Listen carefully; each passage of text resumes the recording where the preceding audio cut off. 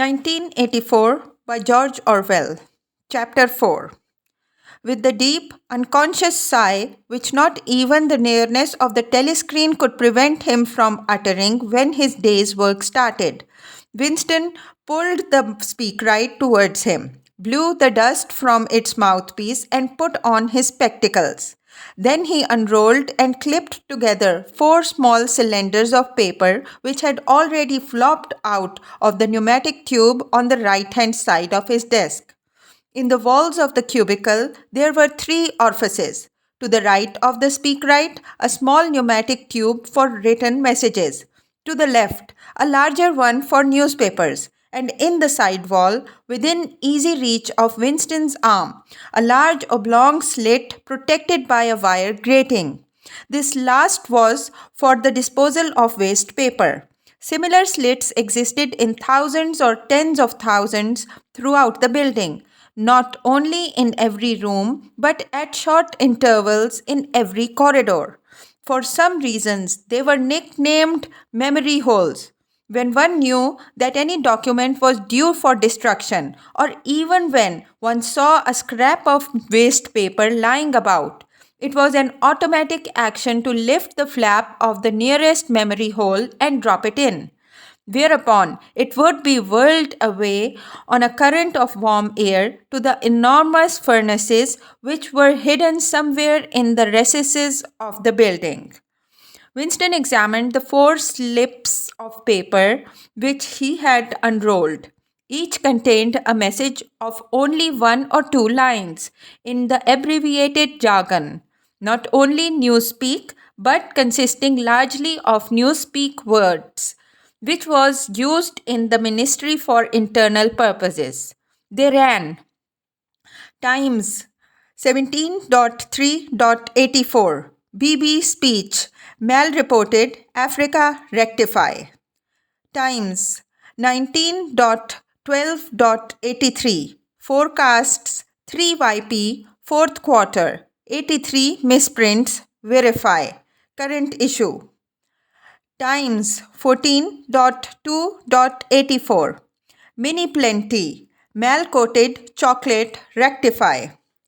Times 3.12.83 reporting BB day order double plus ungood refs unpersons rewrite full wise sub antifiling. With a faint feeling of satisfaction, Winston laid the 4th message aside. It was an intricate and responsible job and had better be dealt with last. The other 3 were routine matters, though the second one would probably mean some tedious wading through lists of figures. Winston dialed back numbers on the telescreen and called for the appropriate issue of The Times, which slid out of the pneumatic tube after only a few minutes' delay. The messages he had received referred to articles or news items which, for one reason or another, it was thought necessary to alter, or as the official phrase had it, to rectify. For example, it appeared from the Times of the 17th of March that Big Brother, in his speech of the previous day, had predicted that the South Indian front would remain quiet, but that a Eurasian offensive would shortly be launched in North Africa. As it happened, the Eurasian Higher Command had launched its offensive in South India and left North Africa alone. It was therefore necessary to rewrite a paragraph of Big Brother's speech in such a way as to make him predict the same thing that had actually happened. Or again, the Times of the 19th of December had published the official forecasts of the output of various classes of consumption goods in the 4th quarter of 1983, which was also the 6th quarter of the 9th 3-year plan. Today's issue contained a statement of the actual output, for which it appeared that the forecasts were, in every instance, grossly wrong. Winston's job was to rectify the original figures by making them agree with the latter ones. As for the 3rd message, It referred to a very simple error which could be set right in a couple of minutes. As short a time ago as February, the Ministry of Plenty had issued a promise, a categorical pledge were the official words, that there would be no reduction of the chocolate ration during 1984. Actually, as Winston was aware, the chocolate ration was to be reduced from 30 grams to 20 at the end of the present week. All that was needed was to substitute for the original promise a warning that it would probably be necessary to reduce the ration at some time in April. As soon as Winston had dealt with each of the messages, he clipped his speak written corrections to the appropriate copy of the Times and pushed them into the pneumatic tube.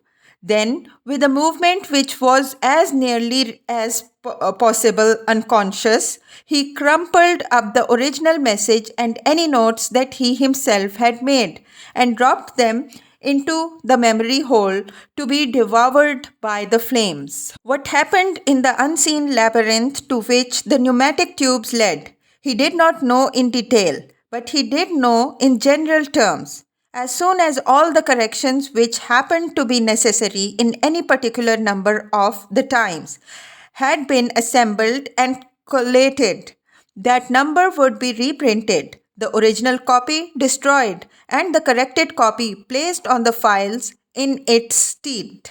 This process of continuous alteration was applied not only to newspapers but to books, periodicals, pamphlets, posters, leaflets, films, soundtracks, cartoons, photographs, to every kind of literature or documentation which might conceivably hold any political or ideological significance.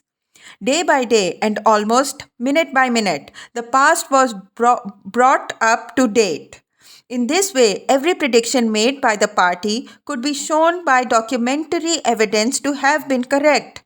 Nor was any item of news or any expression of opinion which conflicted with the needs of the moment ever allowed to remain on record. All history was a palimpsest, scraped clean and re-inscribed exactly as often as was necessary. In no case would it have been possible, once the deed was done, to prove that any falsification had taken place.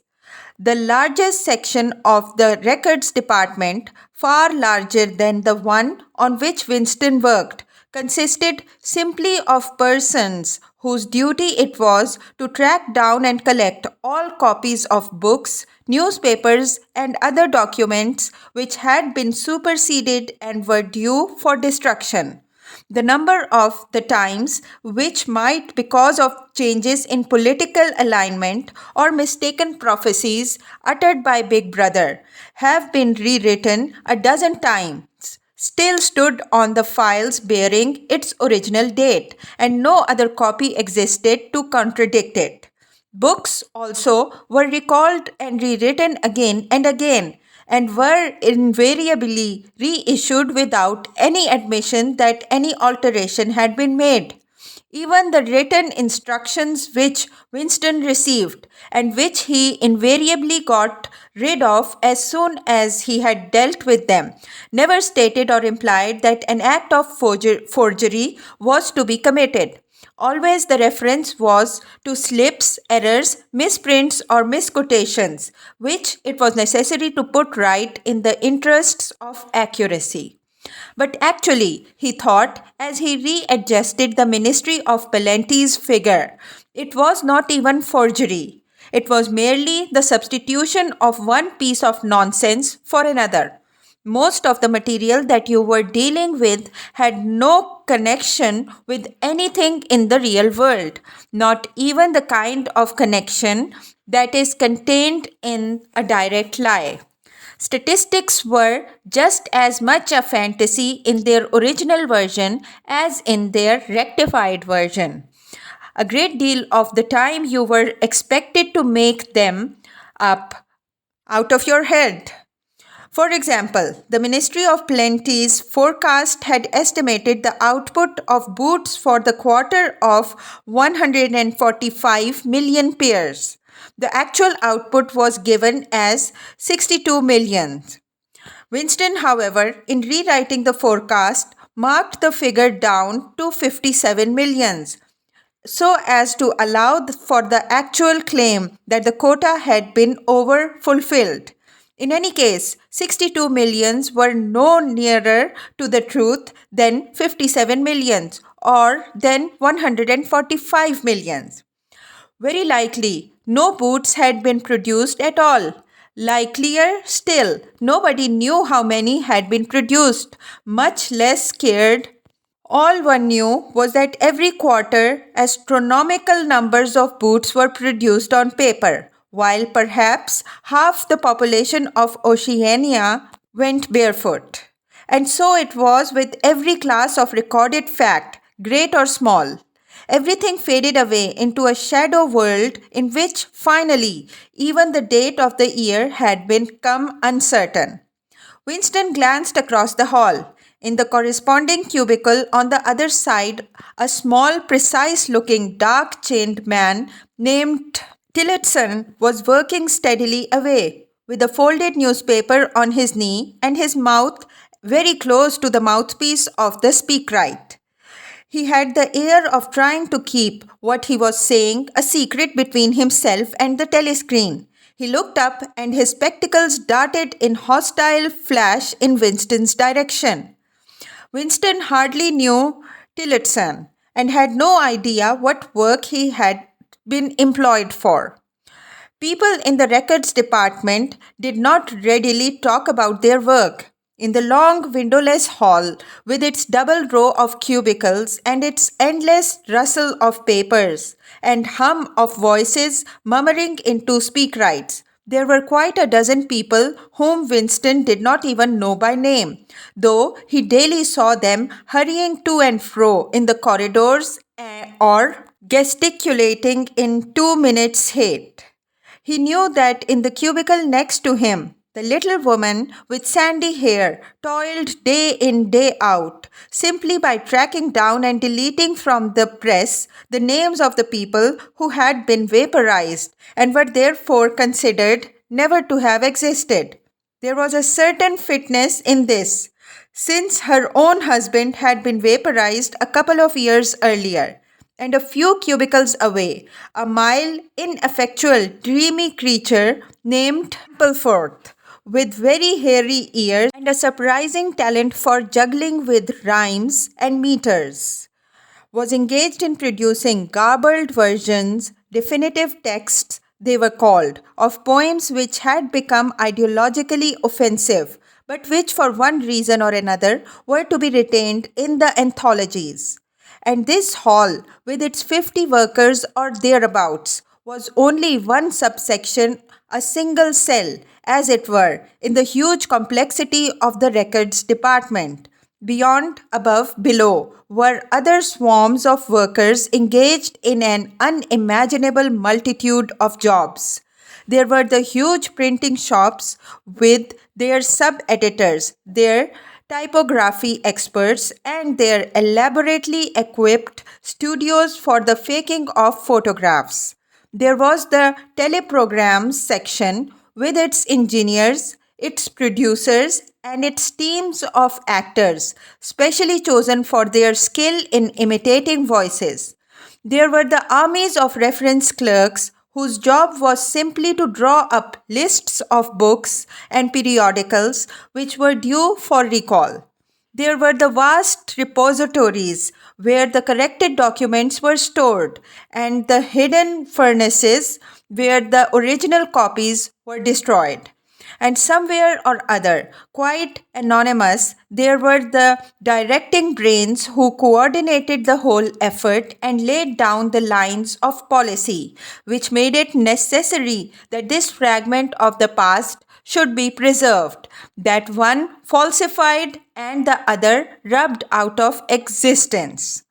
And the records department, after all, was itself only a single branch of the Ministry of Truth, whose primary job was not to reconstruct the past but to supply the citizens of Oceania with newspapers, films, textbooks, telescreen programs, plays, novels, with every conceivable kind of information, instruction, or entertainment, from a statue to a slogan, from a lyric poem to a biological treatise, and from a child's spelling book to a newspeak dictionary. And the ministry had not only to supply the multifarious needs of the party, but also to repeat the whole operation at a lower level for the benefit of the proletariat. There was a whole chain of separate departments dealing with proletarian literature, music, drama, and entertainment generally. Here were produced rubbishy newspapers containing almost nothing except sport, crime, and astrology, sensational 5-cent novelettes, films oozing with sex, and sentimental songs which were composed entirely by mechanical means on a special kind of kaleidoscope known as a versificator. There was even a whole subsection, pornosec, it was called in newspeak, engaged in producing the lowest kind of pornography, which was sent out in sealed packets and which no party member, other than those who worked on it, was permitted to look at. 3 messages had slid out of the pneumatic tube while Winston was working, but they were simple matters and he had disposed of them before the 2 minutes' hate interrupted him. When the hate was over, he returned to his cubicle, took the Newspeak dictionary from the shelf, pushed the speak right to one side, cleaned his spectacles, and settled down to his main job of the morning. Winston's greatest pleasure in life was in his work. Most of it was a tedious routine, but included in it there were also jobs so difficult and intricate that you could lose yourself in them as in the depths of a mathematical problem. Delicate pieces of forgery in which you had nothing to guide you except your knowledge of the principles of ingsoc and your estimate of what the party wanted you to say. Winston was good at this kind of thing. On occasion, he had even been entrusted with the rectification of the Times leading articles which were written entirely in newspeak.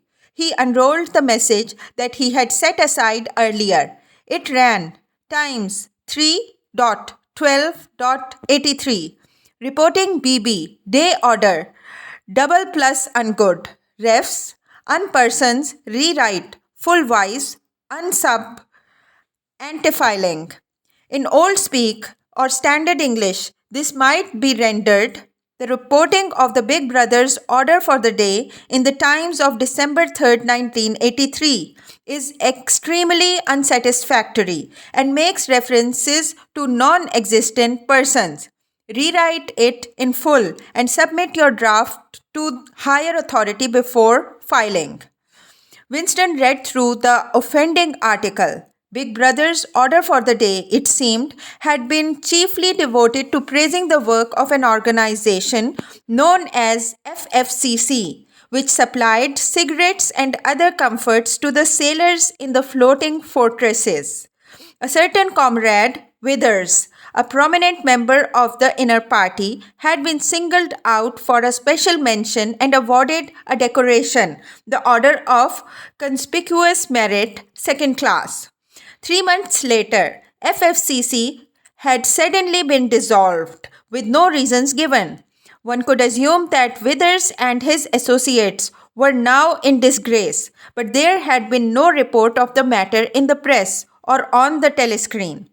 That was to be expected, since it was unusual for political offenders to be put on trial or even publicly denounced. The great purges involving thousands of people, with public trials of traitors and thought criminals who made abject confession of their crimes and were afterwards executed, were special showpieces not occurring oftener than once in a couple of years. More commonly, people who had incurred the displeasure of the party simply disappeared and were never heard of again. One never had the smallest clue as to what had happened to them. In some cases, they might not even be dead. Perhaps 30 people personally known to Winston, not counting his parents, had disappeared at one time or another. Winston stroked his nose gently with a paperclip. In the cubicle across the way, Comrade Tillotson was still crouching secretly over his speakwrite. He raised his head for a moment. Again, the hostile spectacle flash. Winston wondered whether Comrade Tillotson was engaged on the same job as himself. It was perfectly possible. So tricky a piece of work would never be entrusted to a single person. On the other hand, to turn it over to a committee would be to admit openly that an act of fabrication was taking place. Very likely, as many as a dozen people were now working away on rival versions of what Big Brother had actually said. And presently, some master brain in the inner party would select this version or that, would re edit it, and set in motion the complex process of cross referencing that would be required. And then the chosen lie would pass into the permanent records and become the truth. Winston did not know why Withers had been disgraced. Perhaps it was for corruption or incompetence. Perhaps Big Brother was merely getting rid of a too popular subordinate. Perhaps Withers or someone close to him had been suspected of heretical tendencies. Or perhaps, what was likeliest of all, the thing had simply happened because purges and vaporizations were a necessary part of the mechanics of the government. The only real clue lay in the words ref unpersons, which indicated that Withers was already dead. You could not invariably assume this to be the case when people were arrested. Sometimes they were released and allowed to remain at liberty for as much as a year or 2 years before being executed. Very occasionally, some person whom you had believed dead long since would make a ghostly reappearance at some public trial where he would implicate hundreds of others by his testimony before vanishing this time forever. Withers, however, was already an unperson. He did not exist. He had never existed. Winston decided that it would not be enough simply to reverse the tendency of Big Brother's speech. It was better to make it deal with something totally unconnected with its original subject. He might turn the speech into the usual denunciation of traitors and thought criminals, but that was a little too obvious. While to invent a victory at the front or some triumph of overprotection in the ninth 3 year plan might complicate the records too much. What was needed was a piece of pure fantasy. Suddenly, there sprang into his mind, ready made as it were, the image of a certain comrade Ogilvy, who had recently died in battle in heroic circumstances. There were occasions when Big Brother devoted his order for the day to commemorating some humble rank and file party member whose life and death he held up as an example worthy to be followed. Today, he should commemorate Comrade Ogilvy. It was true that there was no such person as Comrade Ogilvy, but a few lines of print and a couple of faked photographs would soon bring him to existence. Winston thought for a moment, then pulled the speakwrite towards him and began dictating in Big Brother's familiar style, a style at once military and pedantic, and because of a trick of asking questions and then promptly answering them. What lessons do we learn from this fact, comrades? The lesson, which is also one of the fundamental principles of INSOC, that etc., etc., easy to imitate. At the age of 3, Comrade Ogilvy had refused all toys except a drum, a submachine gun, and a model helicopter. At 6, a year later, by a special relaxation of the rules, he had joined the spies. At 9, he had been a troop leader. At 11, he had denounced his uncle to the thought police after overhearing a conversation which appeared to him to have criminal tendencies. At 17, he had been a district organizer for the Junior Anti Sex League. At 19, he had designed a hand grenade which had been adopted by the Ministry of Peace and which, at its first trial, had killed 31 Eurasian prisoners in one burst. At 23, he had perished in action, pursued by enemy jet planes while flying over the Indian Ocean with important dispatches. He had weighed his body with his machine gun and leapt out of the helicopter into deep water, dispatches and all. An end, said Big Brother, which it was impossible to contemplate without feelings of envy. Big Brother added a few remarks on the purity and single mindedness of Comrade Ogilvy's life. He was a total abstainer and a non smoker, had no recreations except a daily hour in the gymnasium, and had taken a vow of celibacy, believing marriage and the care of a family to be incompatible with a 24-hour day devotion to duty. He had no subjects of conversation except the principles of Ingsoc, and no aim in life except the defeat of the Eurasian enemy and the hunting down of spies, saboteurs, thought criminals, and traitors generally. Winston debated with himself whether to award Comrade Ogilvy the Order of Conspicuous Merit. In the end, he decided against it because of the unnecessary cross referencing that it would entail. Once again, he glanced at his rival in the opposite cubicle. Something seemed to tell him with certainty that Tillotson was busy on the same job as himself. There was no way of knowing whose job would finally be adopted, but he felt a profound conviction that it would be his own. Comrade Ogilvy, unimagined an hour ago, was now a fact. It struck him as curious that you could create dead men but not living ones. Comrade Ogilvy, who had never existed in the present, now existed in the past. And when once the act of forgery was forgotten, he would exist just as authentically and upon the same evidence as Charlemagne or Julius Caesar.